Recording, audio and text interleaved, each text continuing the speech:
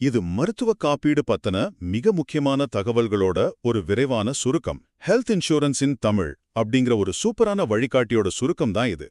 காப்பீடு பத்தி மக்கள் அடிக்கடி கேட்கிற கேள்விகளுக்கும் அதுக்கான தெளிவான விளக்கங்களுக்கும் நம்ம தமிழே விட சொல்றதால உங்களோட நிதி பாதுகாப்பிற்கு இது ரொம்பவே அவசியமான ஒண்ணு.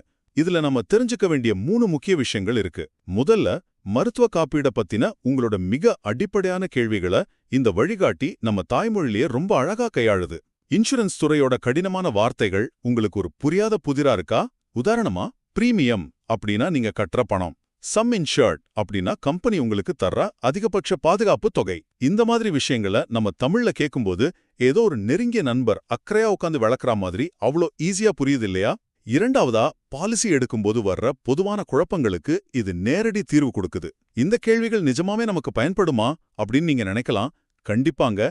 வாடிக்கையாளர்களின் நிஜமான குழப்பங்களை குறிவச்சுதான் இதே உருவாக்கியிருக்காங்க. குறிப்பா கோபே அப்புறம் வெயிட்டிங் பீரியட் பத்தின குழப்பங்கள். கோபே அப்படிங்கிறது மொத்த செலவுல நீங்க உங்க கையிலிருந்து கட்ட வேண்டிய ஒரு சின்ன சதவீதம். அதே மாதிரி உங்களுக்கு ஏற்கனவே இருக்கிற நோய்களுக்கு கவரேஜ் தொடங்கறதுக்கு முன்னாடி நீங்க காத்திருக்க வேண்டிய காலம்தான் வெயிட்டிங் பீரியட். இறுதியா இதுல இருக்கிற பதில்கள் வெறும் ஒற்றை வரி விளக்கங்கள் கிடையாது. நாம சரியான முடிவுகள் எடுக்க உதவுற மிகச்சிறந்த வழிகாட்டுதல்கள்.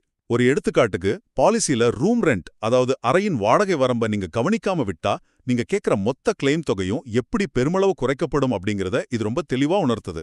எவ்ளோ சிக்கலான விதிகளா இருந்தாலும் அது ரொம்ப சிம்பிளா, நேர்த்தியா இதுல கொடுத்திருக்காங்க. சுருக்கமா சொல்லப்போனா, மருத்துவ காப்பீடு பத்தின உங்களோட தயக்கங்களை உடைச்சு ஒரு தெளிவான முடிவெடுக்க இந்த வழிகாட்டி கண்டிப்பா ஒரு பெஸ்ட் ஸ்டார்டிங் பாயிண்ட்.